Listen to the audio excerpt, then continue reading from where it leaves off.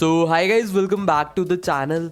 Let's start with a new video for your class 12th information practices code 065. तो यार आज की video में हम तुम्हारे क्लास 12th आईपी के लास्ट 5 इयर्स में जितने भी क्वेश्चंस पूछे गए हैं उनकी डिटेल्ड एक्सप्लेनेशन समझने वाले हैं। तुम ये वाली पीडीएफ हमारी वेबसाइट पर जाकर एक्सेस कर सकते हो। So let's start with CBSE 2025 official question paper. ये पूरा पेपर तुम्हारा 70 मार्क्स का आया था एंड टोटल तुम्हें 3 आवर्स मिले थे ये पूरा पेपर अटेम्प्ट करने के लिए। इसके अंदर 37 क्वेश्चंस थे। पूरा का पूरा पेपर 5 सेक्शंस में डिवाइड था, ABCDE। सेक्शन ए के अंदर तुम्हारे 21 क्वेश्चंस थे जो कि 1 मार्कर थे। सेक्शन बी के अंदर टोटल तुम्हारे 7 क्वेश्चंस थे जो कि 2 मार्कर थे। सेक्शन 3 के अंदर 3 क्वेश्चंस 3 मार्कर। सेक्शन डी के अंदर 4 questions of 4 marks each and section E के अंदर टोटल 2 क्वेश्चंस थे जो कि 5 मार्क्स ईच थे। तो ये था बाइफर्केशन तुम्हारे 70 मार्क्स का। आओ स्टार्ट करते हैं with our section A. Question number 1, state whether the following statement is true और फॉल्स।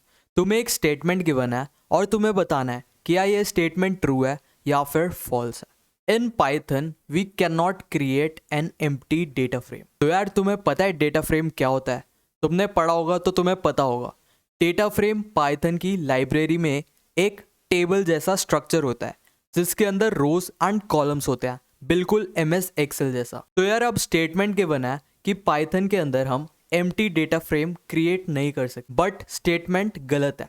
पाइथन के अंदर हम क्रिएट कर सकते हैं एक एम्प्टी डेटा फ्रेम को। और कैसे क्रिएट करते हैं? सबसे पहले तुम्हें पांडास को इंपोर्ट करना पड़ेगा।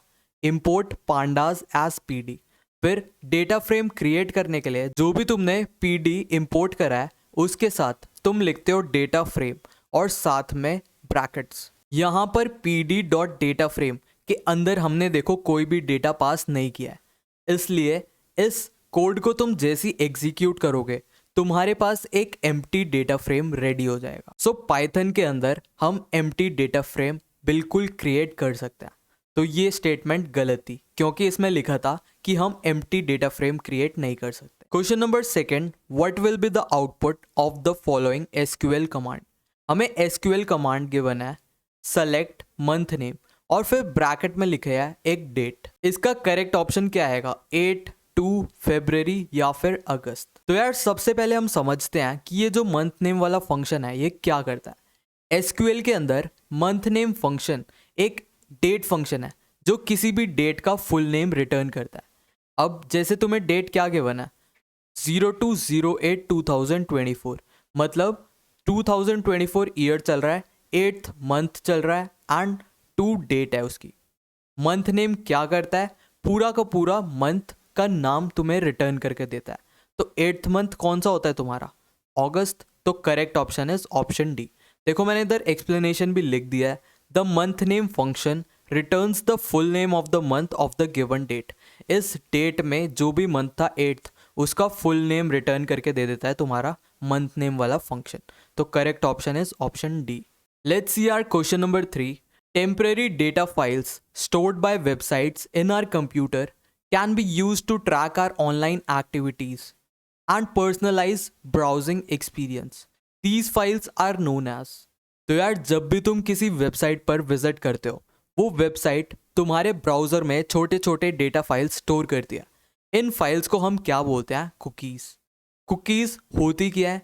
कुकीज़ एक स्मॉल टेक्स्ट फाइल होती है जो कि वेबसाइट तुम्हारे ब्राउज़र मतलब तुम्हारे डिवाइस पर स्टोर कर कर रख देती है, जिससे फ्यूचर में वो वेबसाइट कभी भी खुले तो एकदम फुल स्पीड में खुला है।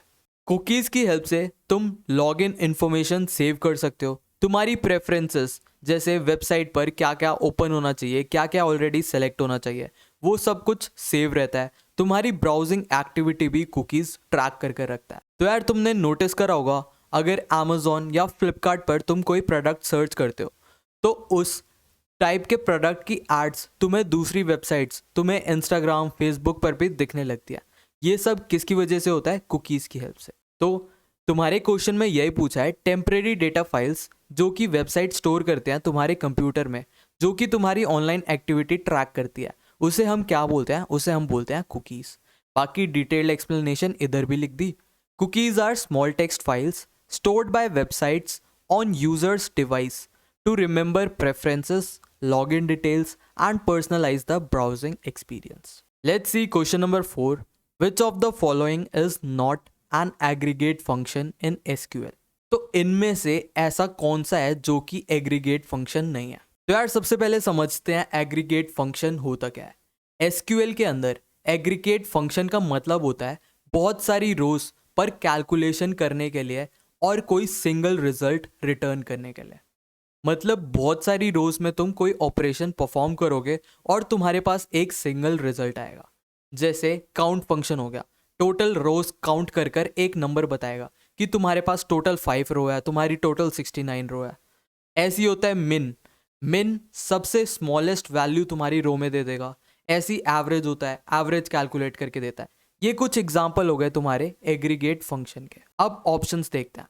सबसे पहले गिवन है काउंट।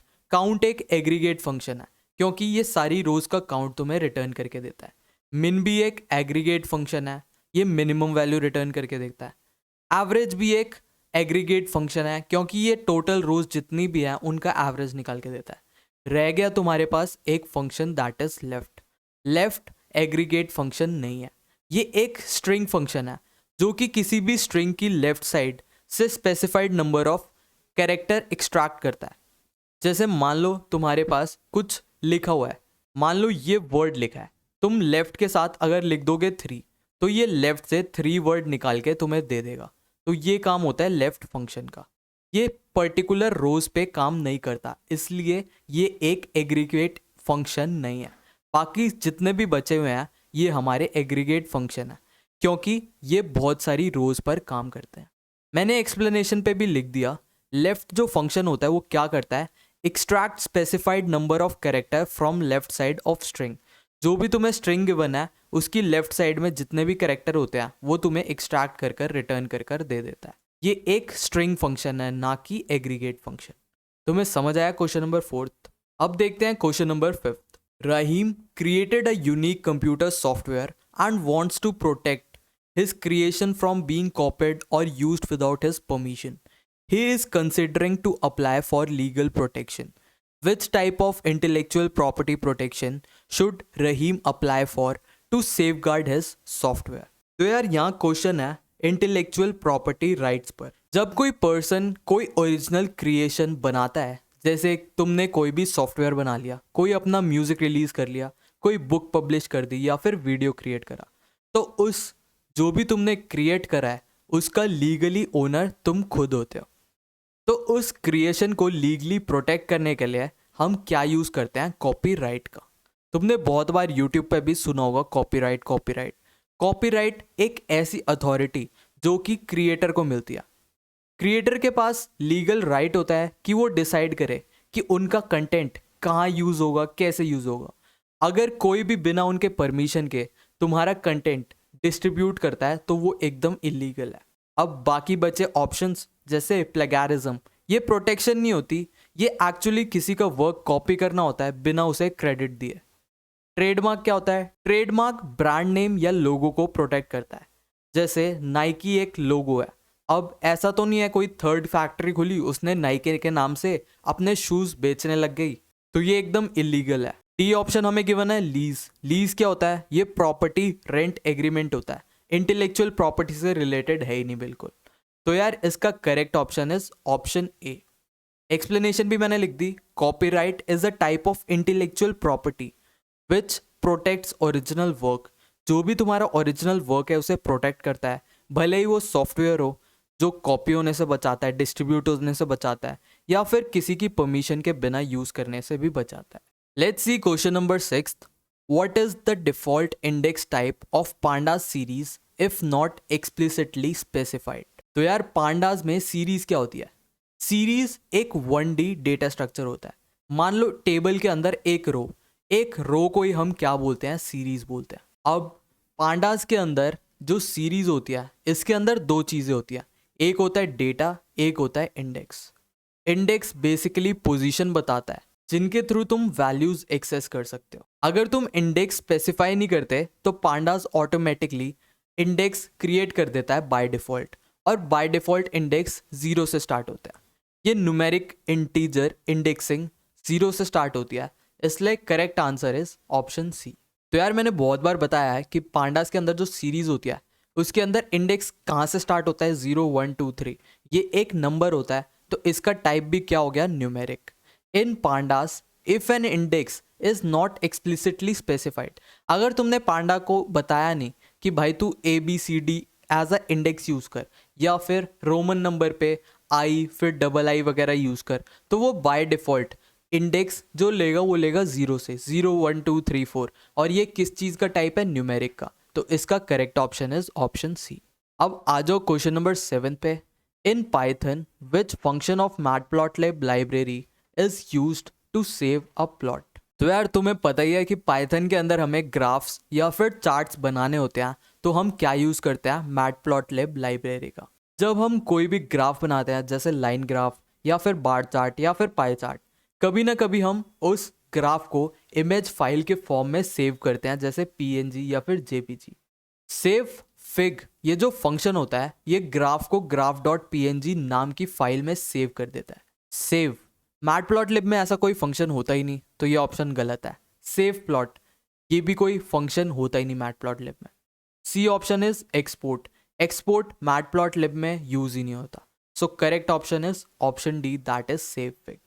मैंने एक्सप्लेनेशन भी लिख दी। In matplotlib the savefig function is use to save plot as an image file, PNG JPG जिस भी फॉर्मेट में तुम्हें फोटो सेव कराना। So this was question number 7। Let's see question number 8।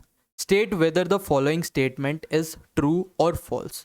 तुम्हें एक स्टेटमेंट गिवन है, तुम्हें बतानी है स्टेटमेंट ट्रू है या फिर फॉल्स है। The mod function in SQL returns the quotient of the division operation between the two numbers. तो यार मॉड फंक्शन करता क्या है, SQL में मॉड फंक्शन तुम्हें रिमाइंडर रिटर्न करके देता है। जैसे 2 को जब तुम 5 से डिवाइड करते हो तो 2 2 इज 4, रिमाइंडर क्या आ गया 1।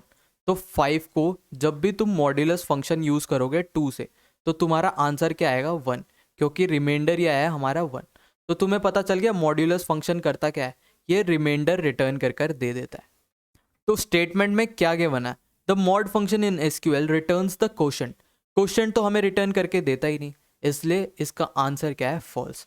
Mod function returns the remainder, ना कि quotient. So this was question number 8। अब क्वेश्चन नंबर 9 देखते हैं। Which of the following data structure is used for storing 1D label data in Python pandas. तो यार pandas में बेसिकली दो main structures होते हैं, एक होता है सीरीज, एक होता है डेटा फ्रेम। तो यार सीरीज क्या होती है, 1 डायमेंशनल लेबल्ड एरे, मतलब टेबल के अंदर एक रो को ही हम सीरीज बोलते हैं। मतलब सिंगल डायमेंशन में एक स्टोर होता है डेटा, जैसे मान लो लिखा है 10 20 30, एक ही रो में तुम्हारी वैल्यूज गिवन है। तो 1D डेटा स्ट्रक्चर, पाइथन के अंदर 1D डेटा स्ट्रक्चर कैसे स्टोर होता है, in form of series. Data frame क्या होते हैं, जब बहुत सारी सीरीज को हम आपस में कंबाइन कर देते हैं, जब बहुत सारी रोज को हम आपस में कंबाइन कर देते हैं, तो वो क्या बन जाता है, डेटा फ्रेम। ये एक 2D स्ट्रक्चर होता है, और सीरीज क्या होता है हमारा 1D स्ट्रक्चर। तो क्वेश्चन में यही पूछा है 1D स्ट्रक्चर कौन सा होता है, तो correct option is option C. In pandas a series is a 1 dimensional labelled data structure that can hold any type of data, whether integer हो, फ्लोट्स हो, स्ट्रिंग हो, या कुछ भी हो। अब आ जाओ क्वेश्चन नंबर 10 पर। Priya received an email that appeared to be from her bank, asking her to update her account information by clicking on the link. She clicked the link to enter her details, but immediately after some amount was debited from her account. What type of cybercrime did Priya fall victim to? तो यार प्रिया के पास एक mail आया जिसके अंदर एक link थी, और उधर लिखा था कि ये बैंक से मेल आया है और उसको अपनी अकाउंट इन्फॉर्मेशन अपडेट करनी है। अब उसने ढंग से मेल पढ़ा नहीं, वेरीफाई करा नहीं, उसने लिंक पर क्लिक कर दिया और उसके अकाउंट से पैसे कटने लग गए। तो ये किस टाइप का साइबर क्राइम है?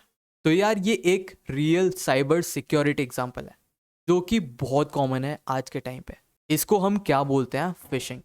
फिशिंग एक साइबर अटैक टेक्निक होती है जिसके अंदर अटैकर किसी ट्रस्टेड ऑर्गेनाइजेशन, जैसे मान लो वो पेटीएम बन जाएंगे, अमेजोन बन जाएंगे, या फिर गवर्नमेंट ही बनकर फेक ईमेल तुम्हें मैसेज या ईमेल के फॉर्मेट में सेंड करेंगे।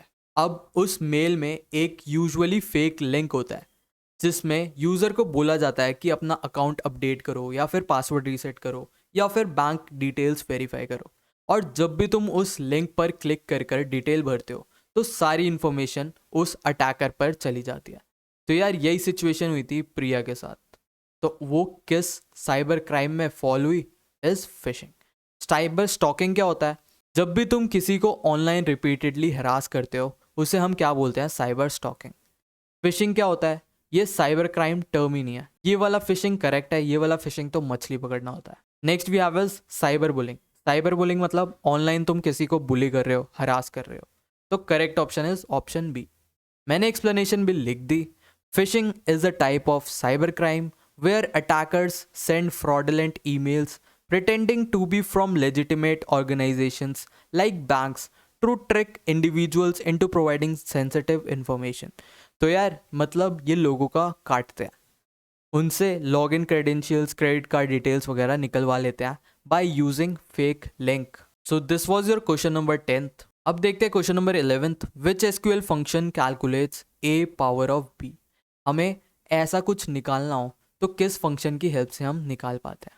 तो यार एसक्यूएल में पावर निकालने के लिए हमारे पास होता है पावर फंक्शन। जब भी तुम्हें किसी भी चीज़ की पावर निकालनी है, जैसे 2 की पावर 3 निकालनी है, तो 2 की पावर 3 क्या होती है? 8, क्योंकि 2 को जब हम 3 बार मल्टीप्लाई करेंगे 2 2 ज़ा 4, 4 2 ज़ा 8, तो 2 की पावर 3 इज़ 8। जब भी तुम पावर फंक्शन का यूज़ करते हो, जो भी तुम्हें एज अ बेस चाहिए उसे पहले लिखते हो और जो भी तुम्हें पावर में चाहिए उसे बाद में। तो जब भी तुम ये लिखोगे तो तुम्हारा क्या कैलकुलेट होगा? 2 की पावर 3 जिसका output is 8। So correct option is option B. The power a comma B function in SQL calculates a raise to the power of b। मतलब ये कैलकुलेट करके देगा ये वाली statement. So correct option is option D. अब आ जाओ question number 12 पे। Which protocol is used while communicating through video calls on the internet. तो यार जब हम इंटरनेट पर वॉइस या फिर वीडियो कॉल करते हैं, जैसे तुम्हारी व्हाट्सएप पर वीडियो कॉल या फिर तुम जूम या फिर गूगल मीट वगैरह कर रहे हो, तो यार इन सब टेक्नोलॉजीज के पीछे कौन सा प्रोटोकॉल यूज होता है? उसे हम बोलते हैं VoIP। VoIP मतलब voice over internet protocol. VoIP का मतलब होता है वॉइस कम्युनिकेशन इंटरनेट के थ्रू ट्रांसमिट हो रहा है, इंस्टेड ऑफ जैसे तुम्हारे पुराने कॉल वगैरह होते थे। तुम्हें व्हाट्सअप कॉल में नेट चाहिए होता है, बट ट्रेडिशनल कॉल में तुम्हें नेट चाहिए नहीं होता। तो VoIP का एग्जांपल है तुम्हारे व्हाट्सअप कॉल। आजकल मॉडर्न VoIP सिस्टम हो गया, तुम वॉइस के साथ साथ ये वीडियो भी सपोर्ट करते हैं, इसलिए वीडियो कॉल्स भी इसी टेक्नोलॉजीज पर बेस्ड होती है। बाकी ऑप्शंस देखते हैं। वीडियो ओवर इंटरनेट प्रोटोकॉल, ये कोई प्रोटोकॉल होता ही नहीं है, तो ये ऐसे ही रॉन्ग हो गया। इंटरनेट प्रोटोकॉल ये एक IP है जो कि डेटा ट्रांसफर के लिए हेल्प करता है, स्पेसिफिकली कॉल के लिए नहीं। वॉइस ओवर इंटरनेट प्रोटोकॉल ये तो हमारा ऑप्शन ही है। Video audio over internet protocol ऐसा भी कोई नाम है ही नहीं। So correct option is option B. VoIP voice over internet protocol is primarily use for transmitting voice calls over the internet. Internet के ऊपर तुम्हें वॉइस कॉल्स ट्रांसमिट करनी है तो तुम VoIP प्रोटोकॉल का यूज़ करते हो। और VoIP जो मॉडर्न टेक्नोलॉजीज हैं वो वीडियो कॉल भी सपोर्ट करती है वॉइस कॉल के साथ साथ। अब आ जाओ क्वेश्चन नंबर 13 पर। Question number 13th। Which of the following Python statements will be used to select a specific element having index as points from pandas series named SER। तो यार पांडास में जब हम सीरीज के अंदर किसी स्पेसिफिक वैल्यू को एक्सेस करना चाहते हैं तो हम किस चीज़ का यूज़ करते हैं? इंडेक्स का। सीरीज में हर वैल्यू के साथ कोई ना कोई इंडेक्स अटैच होता है और उसी लेबल के थ्रू हम डायरेक्ट वैल्यू एक्सेस कर सकते हैं। तो उसका सिंटेक्स क्या होता है? जो भी तुम्हारी सीरीज होती है उसका नाम और साथ में जो भी वैल्यू चाहिए तुम्हें उसका index. So correct option is option C, क्योंकि क्वेश्चन के अंदर जो पांडा की सीरीज गिवन है उसका नाम क्या है? SER। तो इधर लिखेंगे SER और इंडेक्स का नाम क्या गिवन है? पॉइंट्स। तो इंडेक्स की जगह हमने क्या लिख दिया? Points. So correct option is option C. अब आ जाओ क्वेश्चन नंबर 14 पर। Excessive screen time and poor posture can lead to faster internet speed, eye strain and other health issues, better vision, bone density and improved physical health. तो यार अगर तुम्हारा screen time बहुत ज़्यादा है और तुम्हारा पॉस्चर बहुत ज़्यादा खराब है तो क्या होगा उससे? तुम्हारी आई strain and other health issues. Excessive screen time and poor posture can cause several health problems, including eye strain, तुम्हारी आईज में दिक्कत आ सकती है, जैसे ड्राई आईज, तुम्हें सर दर्द हो सकता है या फिर तुम्हारा विजन ब्लरी हो सकता है। Question number 15, which of the following libraries defines an ND array in Python. तो यार पाइथन में न्यूमेरिकल कॉम्प्यूटेशंस और एरे हैंडल करने के लिए सबसे इंपॉर्टेंट लाइब्रेरी होती है तुम्हारी नमपाई। जब भी तुम्हें एरे से डील करना है या फिर मैथमेटिकल कॉम्प्लेक्स ऑपरेशंस परफॉर्म करने हैं तो तुम नमपाई लाइब्रेरी का यूज करते हो। तो एनडी एरे भी नमपाई का ही एक पार्ट है। 11th में नमपाई था, उसके अंदर डिटेल में मैंने पढ़ाया था कि एनडी एरे कैसे क्रिएट करता है। तो यार नमपाई की फुल फॉर्म ही होती है न्यूमेरिकल पाइथन। नमपाई का मेन डेटा स्ट्रक्चर होता है तुम्हारा एनडी एरे। तो क्वेश्चन में यही पूछा है एनडी एरे किसका पार्ट है, वो पार्ट है नमपाई का। इसका यूज़ कहाँ कहाँ होता है, तुम्हारे बहुत सारा डेटा पड़ा है तुम्हारे पास, उसको हैंडल करने के लिए, फास्ट मैथमेटिकल ऑपरेशन परफॉर्म करने के लिए, या फिर कुछ साइंटिफिक तुम्हें कंप्यूट करना है उसके लिए।